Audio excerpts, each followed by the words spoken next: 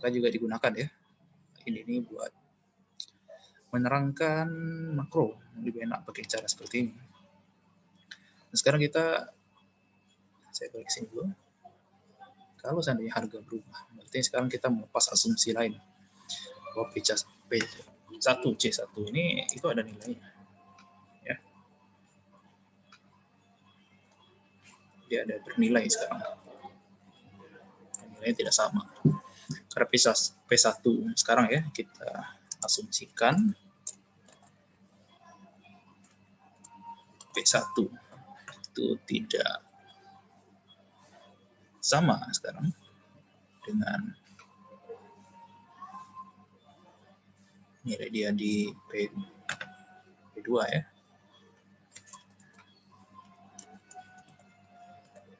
Dia tidak sama. Maka pilihan kalau seandainya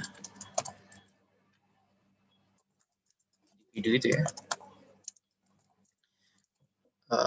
menghabiskan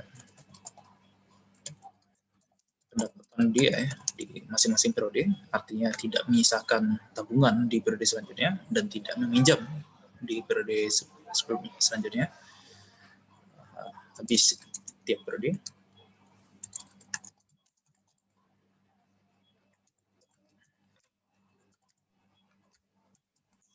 Maka kita bisa membuat ya, berapa C1 itu. C1 sendiri itu adalah, ini kan tinggal pindah ruas ya. Kita bisa pindah ruas. Berapa C1? Itu adalah M1 dibagi dengan P1. Dibagi dengan P1. Ini word saya kelihatan ya? Tadi takut nggak kelihatan. Kalau nggak kelihatan, kabarin. Ini kan share itu screen saya, biar enak pindah ke Word, ke slide. Saya sebar. C1 kita itu adalah berapa pendapatan kita dibagi dengan berapa harga barang di periode 1 itu. Ya. Begitu juga dengan C2, kita juga bisa membuat bahwa nilai C2 itu sendiri adalah berapa pendapatan dari periode kedua, ya. Berapa pendapatan dari periode kedua itu dibagi dengan pendapatan dari periode kedua, terus dibagi dengan harga dia di tahun kedua.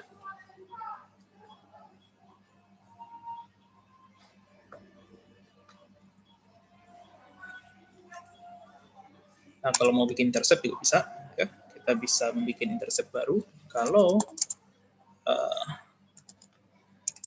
dia tidak mengkonsumsi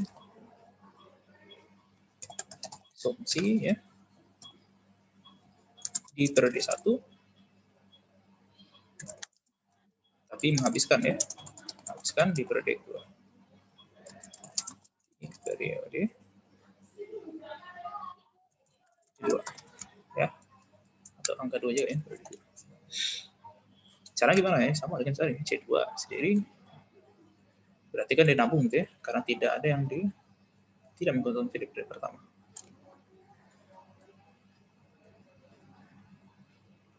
Oke. Berapa yang ditabung sama dia? Di sini.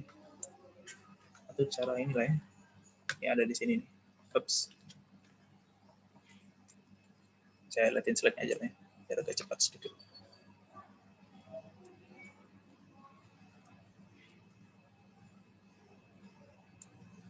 Ini yang ketika ada P berubah ya. Oke. Maka C2 sendiri nilai maksimumnya itu adalah M2 ya, ditambah 1 tambah R dikali M1 dibagi P2. Itu datang dari mana? Karena kita awalnya yang kita bikin intercept tadi ya. Nilai intercept kita sendiri kan ini sebenarnya. Kalau seandainya P1 P2 sama ya, P1 P2 sama, maka nilai intercept kita ini.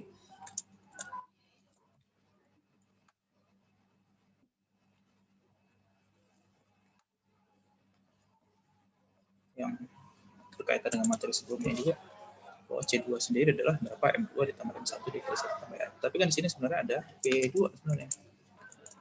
Ya, ada P2. Karena tadi kita asumsikan nilai P itu adalah 1 kan.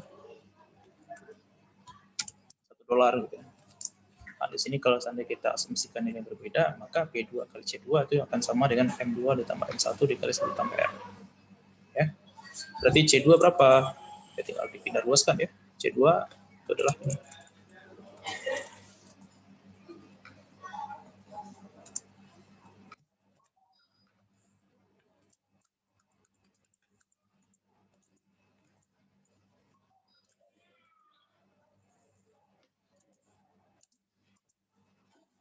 M2 ditambah 1 ditambah 1 ampere, ini sama dengan sebelumnya, tapi sekarang dibagi dengan P2, karena kita mempertimbangkan ada P2 di sana. Ya.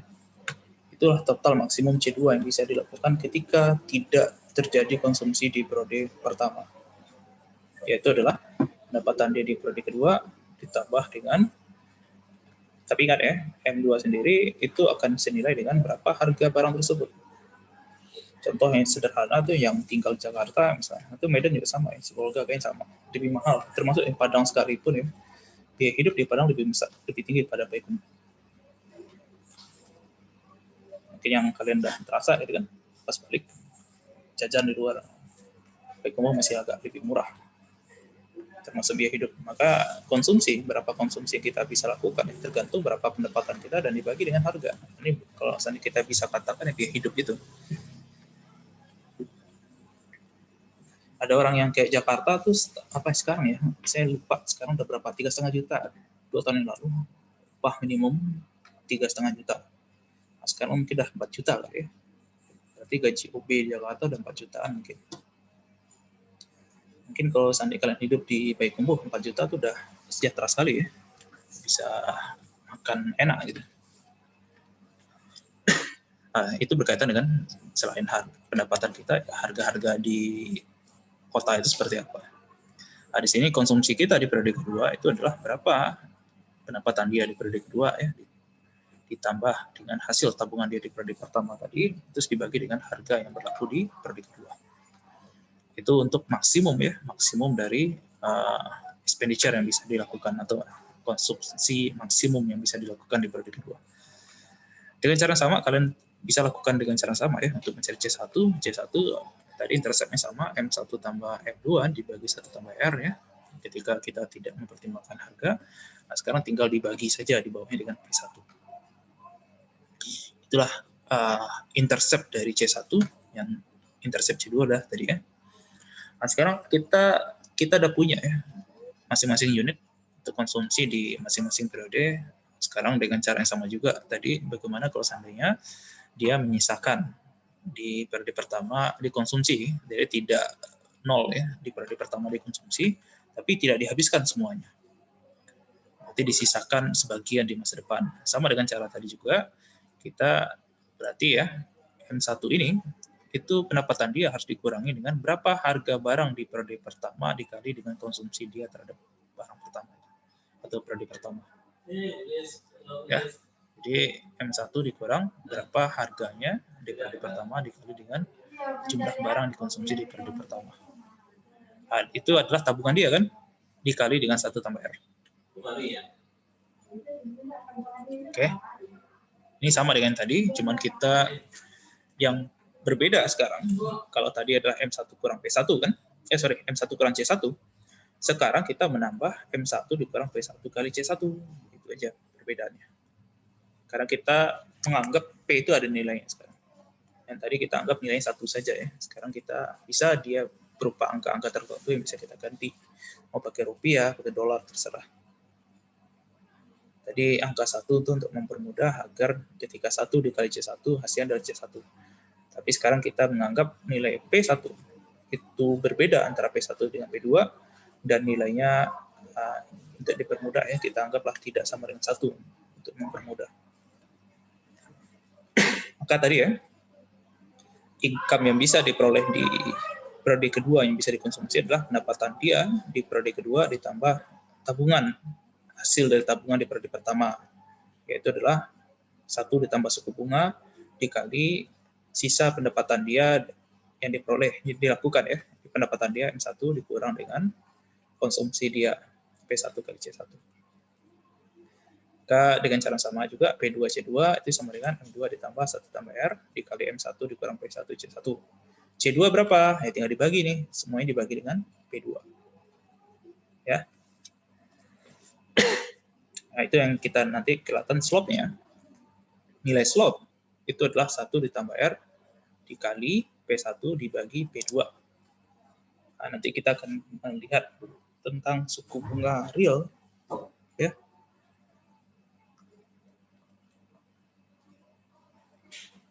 Oke, kita coba cepat sedikit karena ada hampir setengah 1. Sampai sini bisa ikuti slope-nya. Apa perlu saya terangkan tentang slope-nya? Bisa ikuti datang slope? Sama dengan tadi, ya, min 1 tambah R sama slope minus. Tapi dikali dengan P1 dibagi P2.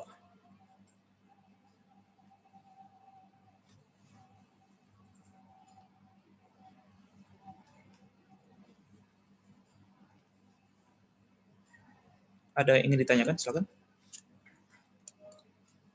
Bisa.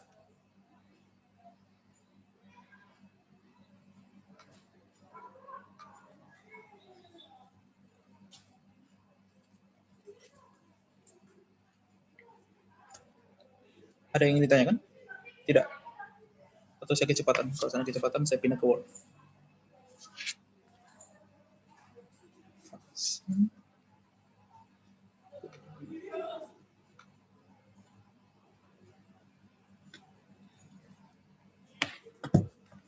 Bisa diikuti? Bisa. Diam nih multitafsir saya. Antara paham semua atau tidak paham semuanya. Mana ya?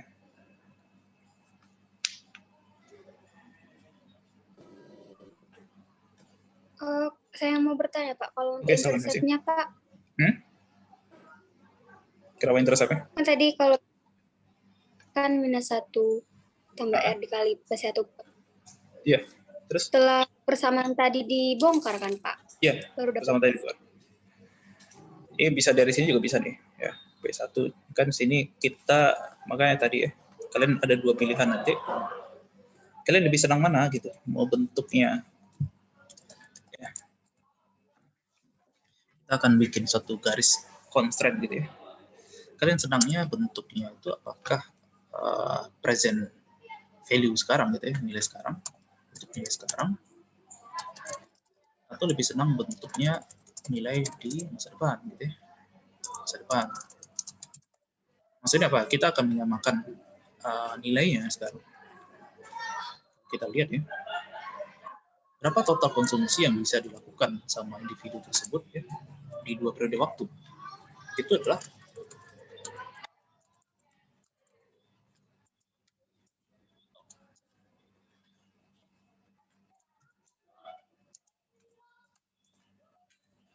berapa harga barang C1 ya, dikali C1 ya, dan berapa banyak ini tergantung berapa pendapatan dia. Itu kan logika seperti itu ya. Berapa pendapatan dia.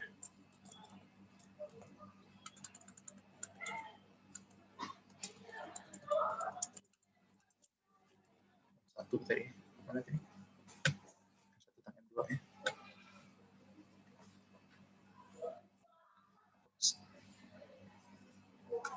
Itu adalah M1. Kita akan bikin constraint ya. M2. Nah, sekarang masalahnya adalah kalau seandainya kita ingin merubah dia bentuk nilai sekarang, gitu ya, maka kita harus merubah nilai ini yang di masa depan ke masa sekarang. Caranya gimana? Ya udah, ini harus dibagi dengan 1 tambah R. Karena kita akan bikin perubahan nilai di masa depan ke masa sekarang, gitu ya. Jadi nilai yang ada nilai masa depannya, itu adalah P2 C2 ini, itu akan kita rubah menjadi nilai sekarang. Begitu juga M2, itu adalah nilai di masa depan. Dia ada di masa depan. Dan kita ingin dia menjadi nilai sekarang. Caranya gimana? Ya udah, nanti lagi. Dia akan menjadi M2 bagi 1 tambah R. Kalau seandainya kalian lebih suka nilai itu dibentuk masa depan, gitu kan, ya terpaksa kalian rubah nih. Yang dirubah adalah nilai yang di masa sekarang ini. Karena bentuknya harus masa depan. Caranya gimana? Ya ubahlah nilai masa sekarang ke masa depan.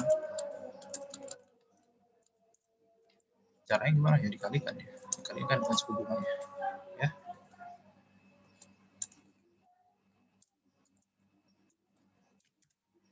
Dengan nilai masa depan. Dengan suku bunga ya misalnya. Tidak sama. Yang nilai dia masa sekarang yaitu adalah M1, itu dirubah ke masa depan. Yaitu dikalikan dengan suku bunga. Sedangkan M2 ada tetap gitu kan, ada menjadi nilai masa depan, nggak perlu kita ubah. Nah, ini tergantung selera, kalian lebih senang yang mana gitu. Nah, karena ingin menjadi C2, P2 sarannya pakailah nilai masa depan, karena kalian nggak repot lagi merubah penyebut ini gitu. Ya, maka pakai nilai ini. Karena kita ingin mencari slope dari C2 ini kan. Tinggal dipindahkan nih, P2, ya. Pindah ruas, jadi apa dong? Minus kan? S, nih, C1 tambah 1 tambah R. Ini jadi minus. Sampai sini bisa? Bisa ikuti? Bisa? Kecepatan? Bisa kecepatan? Enggak. Bisa ikuti ya? Berarti berapa C2? C2 berapa? Dibagi sama dengan P2. Dibagi sama dengan P2. Ya, semua dibagi dengan P2. Nah, di sini, nah ini yang kita pindah lagi ya. Ini dibagi dengan P2. Biar saya, ini kan ini ya, M1 tambah R dikali, M1 dikali 1 tambah R tambah M2, itu adalah slope kan? Intercept. Sepakat? Nilai intercept yang mana? Nilai maksimum yang bisa dikonsumsi ketika C2 itu adalah 0. C10 adalah M1 dikali 1 tambah R ditambah M2 kan? Itu adalah intercept. Nah, ini mana interceptnya ini? Saya pindahin ya. Intercept. Sedangkan ini adalah nilai slope kan?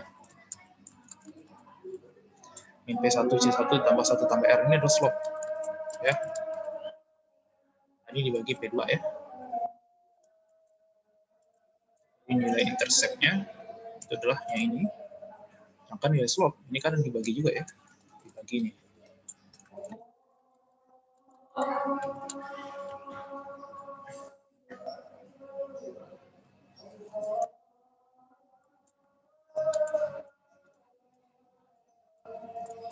P2 ya. Nah, nilai itu tuh. Ini kalau kita mau rapiin dikit evidensi satu yang nggak merubah arti kan.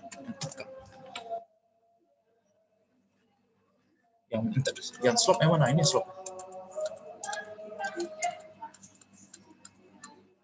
Slope-nya saya warnai ya. Kuning. Ini slope-nya. P1 dibagi P2 ditambah 1 tambah. Sampai sini, Pak? Bisa? Ayo, ini mulai pusing kan? Karena hari ini hitungan semua. Kemarin relax sedikit ya, nggak ada hitungan.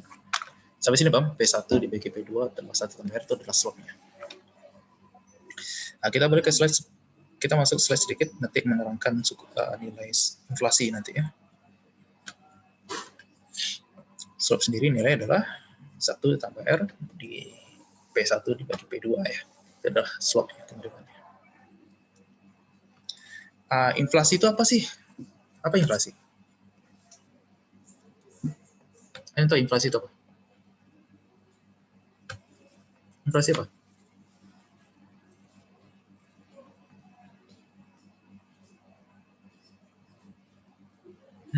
Apa inflasi? Peningkatan harga-harga, Pak. Oke, berarti kalau seandainya harga itu meningkat, kita bisa mengatakan bahwa harga sekarang dengan harga di masa depan itu beda. Ya nggak? Sepakat? Karena peningkat kan? Kalau ada yang meningkat berarti tidak sama dong. Nilai sekarang dengan masa depan tidak sama. Nah, di sini kita pakai notasi satu lagi bahwa berapa nilai inflasinya, kita sebutlah simbol dengan T ya. kita menggunakan simbol inflasi dengan P, yaitu adalah presentasi dari inflasi itu sendiri ya. Berapa nilai dia di masa depan, misalnya P2. Kita anggap sini naik lah. Kalau mau diturun bisa dikasih minus nanti ya, bisa saja. Bahwa nilai P1 itu ditambah, dia tidak akan sama kalau seandainya kita katakan kenaikan ya, itu pasti tidak akan sama antara P1 dengan P2. Tadi sudah kita terangkan juga, kita kadang akan mengasumsikan bahwa nilai P1 P2 tidak sama. Karena dia tidak sama ya, pasti ada kenaikan atau penurunan lah gitu. Seandainya kita mau sebut seperti itu ya. Berapa kenaikannya? Berapa kenaikannya dengan setingkat angka inflasi ya gitu. Berapa gitu ya. Nah, sebutlah notasi baru kita sebut dengan P ya. Kita sebut inflasi itu dengan P.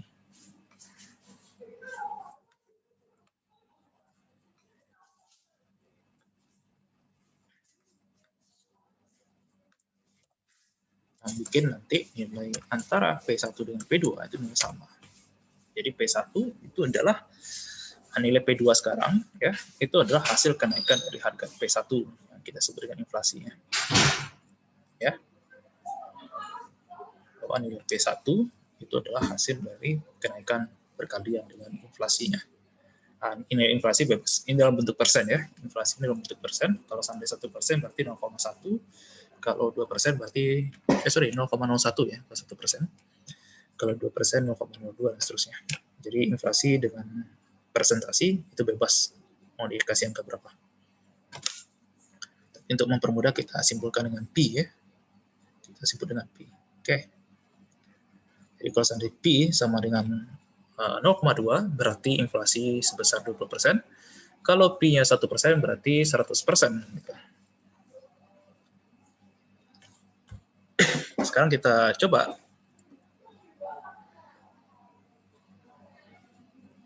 bahwa P1 anggap 1 ya. Maka kita bisa, jadi kita agak permudah ya. Anggaplah P1 itu 1. Berarti berapa P2? Berapa P2? Kalau seandainya P1 ini 1 ya.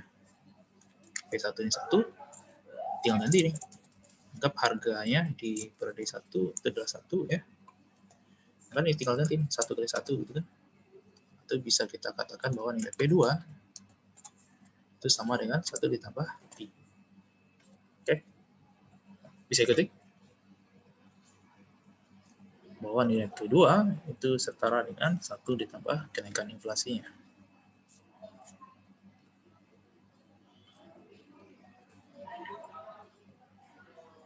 Nah, sekarang kita bisa melakukan sedikit perubahan ya. Apa yang kita rubah? Gantilah nilai P2 ini dengan nilai 1 tambah P. Ya, ganti nilai P2 dengan 1 tambah P. Ini sama nih, di buku Sanjay seperti ini. Kalau kalian lihat buku Sanjay ya. Persamaan kita yang di atas. Tadi mana ya, Pak? P1 berarti dalam bentuk yang hari sekarang ya. Kita pakai yang bentuk persamaan sekarang. Lihat sekarang. Nih. Karena aku menerangkan dengan suku bunga itu. Persamaan nih, pakai bentuk form yang nilai sekarang. Yaitu P1 ditambah C1 ditambah harga dia di masa depan dan kita konversikan ya ke nilai sekarang. Itu sama dengan pendapatan dia di masa sekarang ditambah dengan nilai konversi dia di masa depan ke sekarang. Nah, sekarang ganti nilai P2 ini. Ya, P2 ini ganti dengan 1 tambah P. Gitu ganti.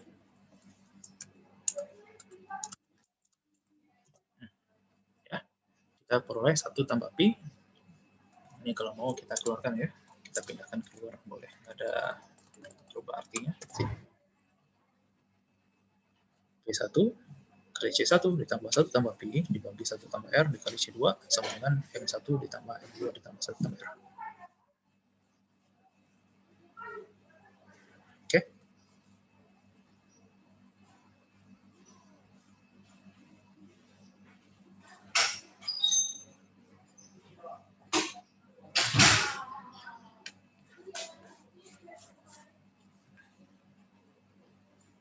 Oke, kita lanjut. Kita Coba lanjut di sini. Nanti bisa lihat video lagi ya. Kalian bisa yang kalau catatannya bisa nanti kita cek lagi di videonya. Nah, ini sampai sini bisa ya. Price inflation itu apa? Kalau misalnya kita rubah persamaan ini ya, C2 ini kita ganti lagi C2 pindah ruas ya. Berarti C1 kalau pindah ke sebelah kanan itu akan menjadi minus C1. Nah, nanti kita hilangkan yang selain C2 yaitu 1 tambah Pi dibagi 1 tambah R. Kalau dia pindah ruas penyebut akan menjadi pembilang akan menjadi penyebut ya. Maka di sini 1 tambah R ada di atas sekarang. Sedangkan 1 tambah Pi ada di bawah. Begitu juga di sini 1 tambah Pi dikali dengan M per 1 tambah R ditambah M2. Sampai sini bisa? Ini ada yang hilang, 1 tambah R hilang ya. Di mana hilangnya? Ini, M2 hilang. Karena 1 tambah R kali 1 tambah R 1.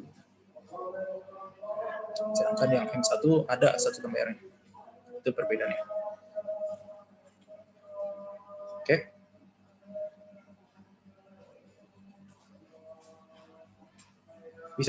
Bisa dulu sampai sini.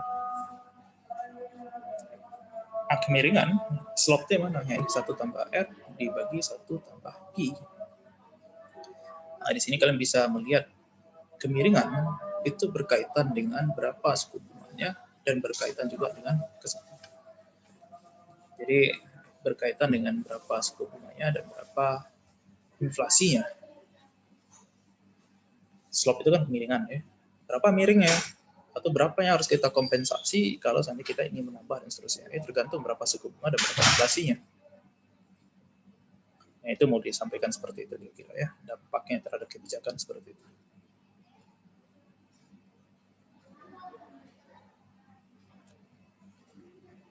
Oke, ada pertanyaan dulu sejauh ini? Karena udah 1:30 ya. Nanti kelamaan. Takut ini batal puasa nanti.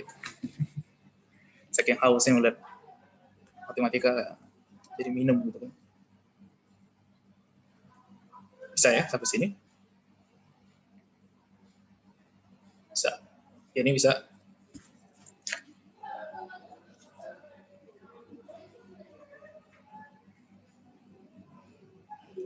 Ika Putri Aisyah bisa?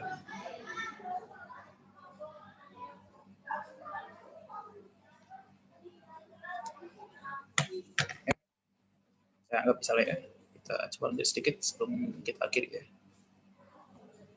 Yang akan kita lihat di sini ya. Kita akan menggunakan simbol real interest rate. Ya, real interest rate itu dengan P apa? Rho.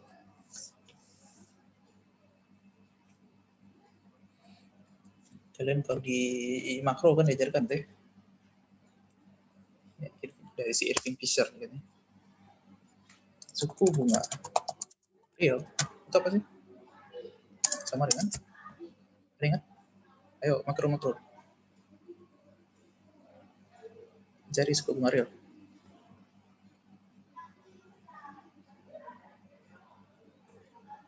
Apa?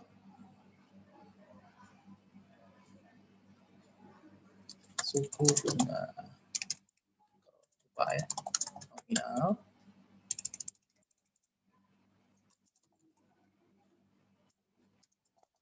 dikurang dengan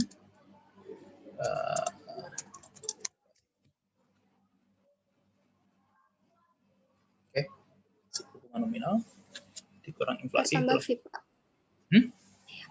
Kalau seandainya mau dijadikan inflasi boleh gitu ya.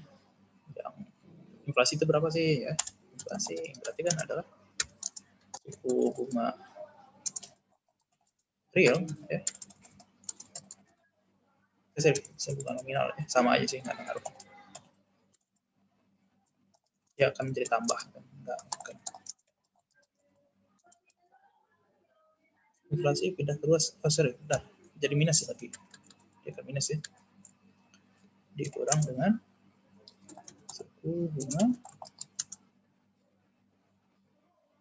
real. Ada pakai P dan seterusnya.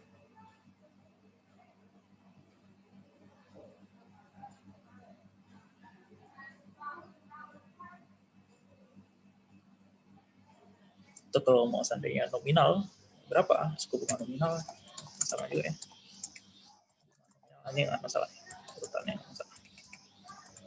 Itu adalah suku bunga real ya, ditambah dengan inflasi. Itu sama, itu ada di pengantar makro. Oke, jangan lupa tuh suku bunga real. Nanti kita kebanyakan akan menggunakan di mana-mana ya harga real. Nah, ini juga sebenarnya kan tadi nilai realnya ya, nilai real konsumsi kita, konsumsi real kita berapa?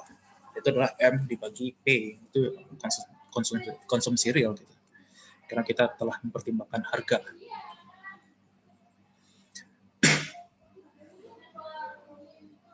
Nah, kalau seandainya kita asumsikan ya, tidak ada inflasi itu, maka P1, P2 sama. Karena harga 1 dengan P2 tidak ada perubahan. Budget constraint-nya itu adalah sejumlah 1 tambah R. Min 1 tambah R berarti salah satu akan berkurang ketika suku bunga itu naik atau turun. Ya. Nah, ketika ada inflasi, slope-nya itu akan menjadi 1 tambah R dibagi jadi 1 suku bunga ya. Suku bunga apa tuh? Suku bunga nominal gitu kan. Ditambah 1 tambah dibagi 1 tambah P, berarti dibagi dengan inflasinya.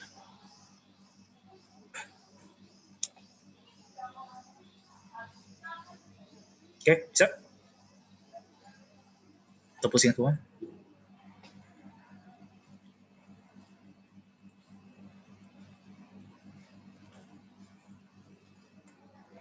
Bisa ikuti? Atau gimana? Kalau ada yang ingin ditanyakan boleh, silakan.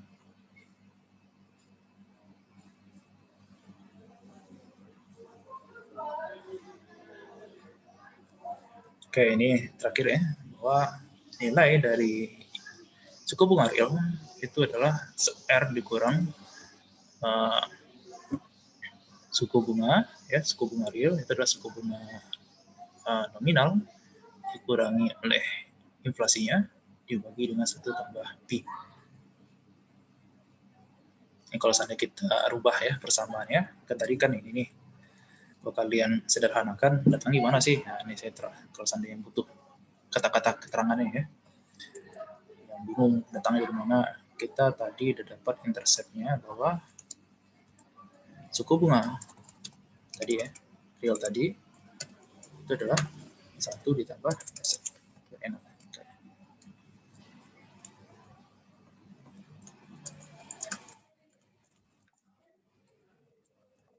Ini ya.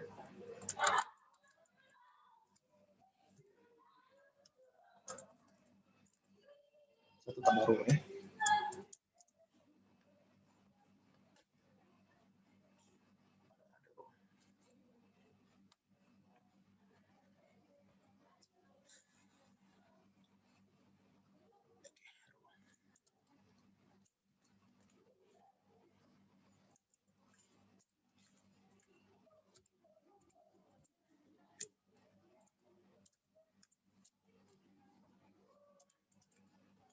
Tinggal 3 menit lagi ya. Ini link terakhir, nggak ada lagi habis nih.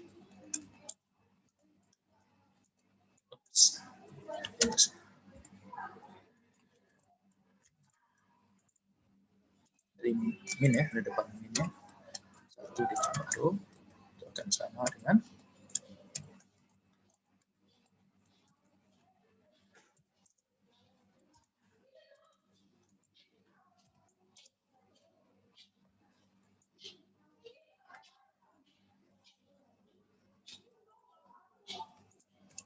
tambah R ya, dibagi 1 ditambah kembali ya saya, inflasi ya, benar, ditambah inflasi.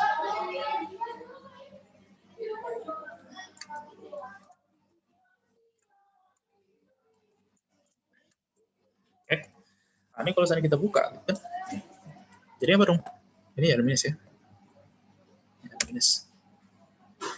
Kalau saya buka ini kan harusnya bisa saya kali ya, dengan min 1 ya, itu kan positif kan.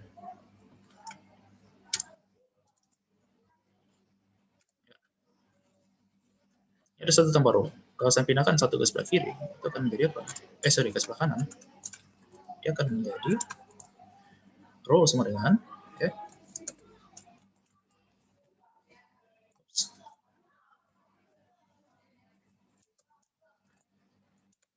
akan menjadi rho sama dengan 1 tambah R dibagi 1 tambah R, 1 tambah Pi, ya, dikurang 1. Nah, tinggal samakan penyebut, silakan gitu. Kalau bisa samakan penyebut.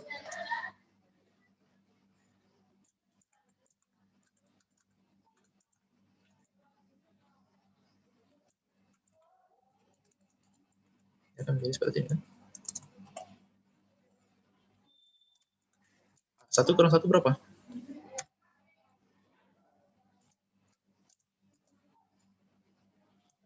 1 kurang 1 itu adalah, ini bisa coret ya. R bisa coret. Tinggal berarti R ditambah, R dikurang rho ya.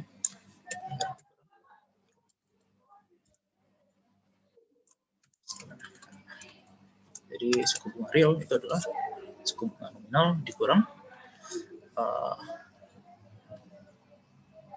inflasinya, ya, dibagi 1 tambah inflasinya.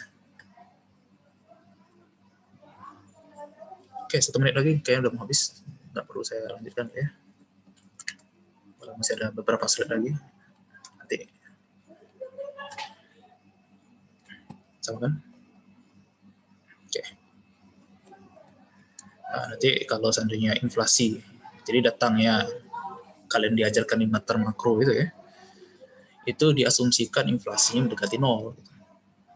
Maka kita nyimpulkan suku bunga real itu adalah suku bunga nominal dikurang inflasi. Ya. Jadi yang kita pelajari itu ketika kita inflasi sangat kecil sekali, mendekati 0. Itu kan berarti udah sama dengan 1 gitu kan. Jadi rho dikurang, R dikurang Pi aja lagi. Tapi kalau seandainya inflasi itu tinggi, itu jadi pertimbangan. Dia akan menjadi